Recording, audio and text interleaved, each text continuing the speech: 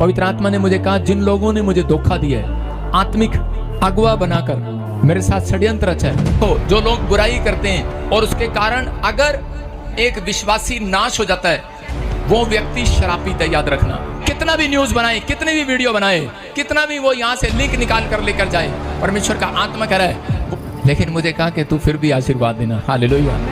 मैं तो फिर भी लोगों का भला मांगता हूँ, लेकिन ये समस्या जरूर आती है उन लोगों पर, अगर किसी ने बुराई किया, चुगली खाया, अब वो शराब को जरूर कमाएंगे अपने सिर पर, और प्रभु उनसे पलटा लेगा जल्दी। इतना ही मुझे कहना है आज कि परमेश्वर उनसे पलटा लेगा और उन्हें आज बताएगा। जय मसीह की। आप सब जानते हैं कि प्रोफेट बजिंदर सिंह आज जेल में हैं और उन्हें उम्र कैद की सजा सुनाई गई है। यह भी सच है कि बहुत से लोग मानते हैं कि यह मामला सही नहीं है और मीडिया ट्रायल की वजह से चीजें और बिगड़ती चली गईं। लेकिन आज हम इन सब बातों में नहीं जाने वाले। आज हम आपको वो शब्द सुनाने वाले हैं जो प्रोफेट बजिंदर सिंह ने जेल जाने से पहले कहे थे। उन्होंने कोई भीड़ को भड़काने वाली बात नहीं कही थी। उन्होंने बस इतना कहा था कि जो लोग उन्हें फंसाने की कोशिश कर रहे हैं, परमेश्वर उनका न्याय करेगा।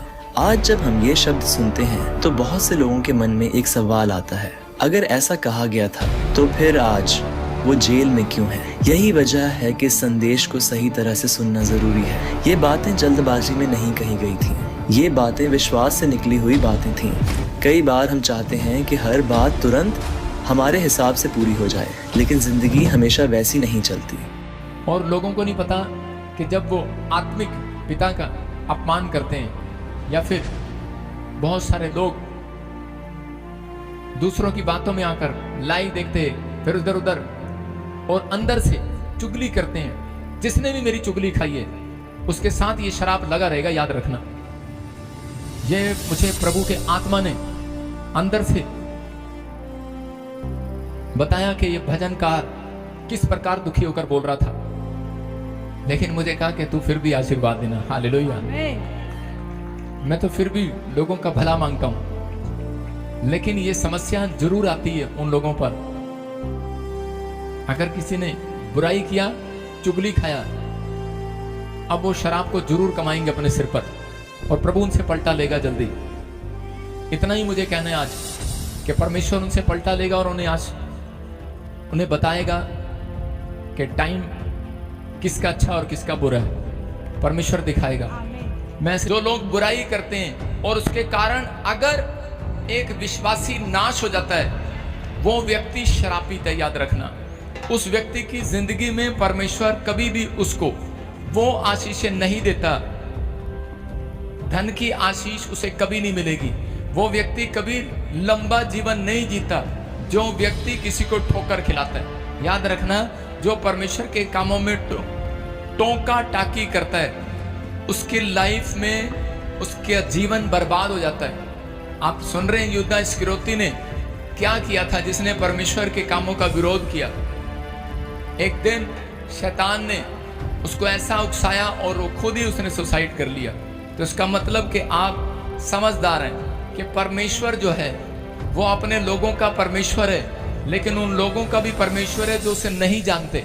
वो सबका परमेश्वर है, लेकिन आप ऐसे व्यक्तियों के साथ धीरज से, प्यार से और विश्वास के साथ आप उनके साथ प्रेम रखें, और जब आप प्रेम रखेंगे परमेश्वर उनकी जिंदगी में काम करेगा।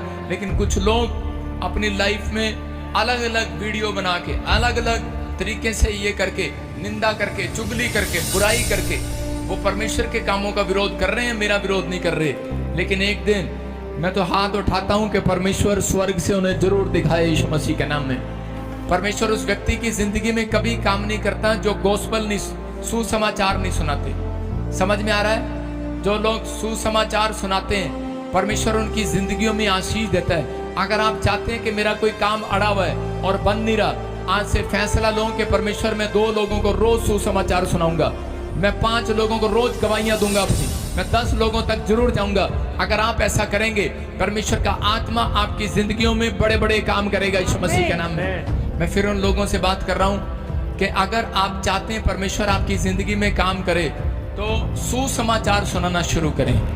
अगर आप परमेश्वर के कामों में इंटरेस्ट लेते हैं, तो परमेश्वर उन लोगों के लिए इंटरेस्ट जरूर लेगा आज रात यीशु मसीह के नाम में। क्या आप चाहते हैं परमेश्वर स्वर्ग से इंटरेस्ट ले? यस।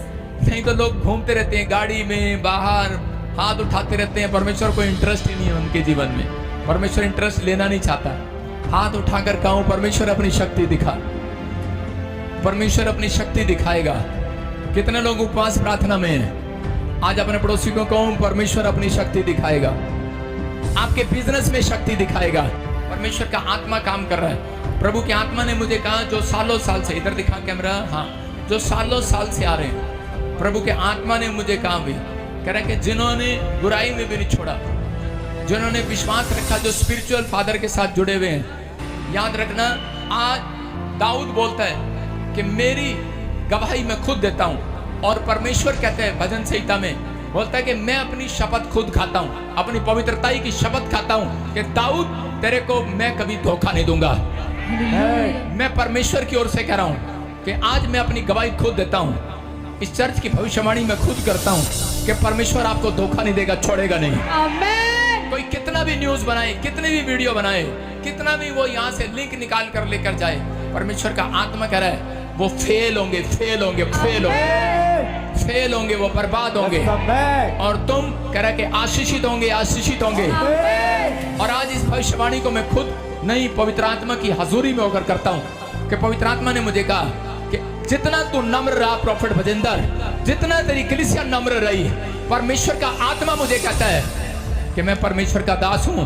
और पवित्र आत्मा मेरे अंदर से होकर बोल रहा है, कहता है कि जहां पूरे वर्ल्ड में, कह रहा पूरी दुनिया देखेगी, मैं इस कलीसिया को, तेरी ब्रांचें इतनी बढ़ाऊंगा, इतनी बढ़ाऊंगा, याद रखेगी पूरी दुनिया। और मैं तुझे आशीषित करूंगा और मैं तुझे ब्लेस करूंगा। बहुत सारे लोग तेरे पास आकर, इस कलीसिया में आकर कह रहे कि छुटकारा पाया करेंगे यीशु मसीह का नाम। आमीन। और पवित्र आत्मा कह रहा है इस कलीसिया में से बहुत सारे स्पिरिचुअल सन और डॉटर बनेंगे। वो ऐसे ऐसे बड़े बड़े काम करेंगे, हाथ रखेंगे, अंधे देखेंगे, लंगड़े चलेंगे। परमेश्वर बहुत बड़े बड़े काम करने के लिए जा रहा है। बोलो आमीन। आमेन। आपने अभी जो सुना वो बातें प्रोफेट बजिंदर सिंह ने उस समय कही थी जब हालात आज जैसे नहीं थे। आज वो जेल में है, उन्हें उम्र कैद की सजा मिली है, लेकिन उनका परिवार और बहुत से लोग आज भी यही मानते हैं कि ये सब झूठे केस और मीडिया ट्रायल की वजह से हुआ। उनकी बातों में गुस्सा नहीं था, किसी के खिलाफ भड़काने वाली बात नहीं थी, बस इतना कहा गया था कि सच को परमेश्वर देखता है और वही आखिरी फैसला करता है। आज हालात मुश्किल हैं, दर्द है, परेशानी है, लेकिन भरोसा अब भी बना हुआ है। हम ये वीडियो इसलिए दिखा रहे हैं ताकि लोग खुद सुने और खुद समझें। हालेलुया। परमेश्वर के गहरे वेदों को जानने के लिए और परमेश्वर के द्वारा किए गए लोगों के जीवन में अद्भुत गवाहियों को सुनने के लिए आप हमारे YouTube चैनल को लाइक करें, सब्सक्राइब करें और अधिक से अधिक लोगों को शेयर करें। और आप हमारे नीचे दिए गए बेल आइकन को प्रेस जरूर करें ताकि हमारी वीडियोस आप तक सबसे पहले पहुंचे। जय मसीह की। God bless.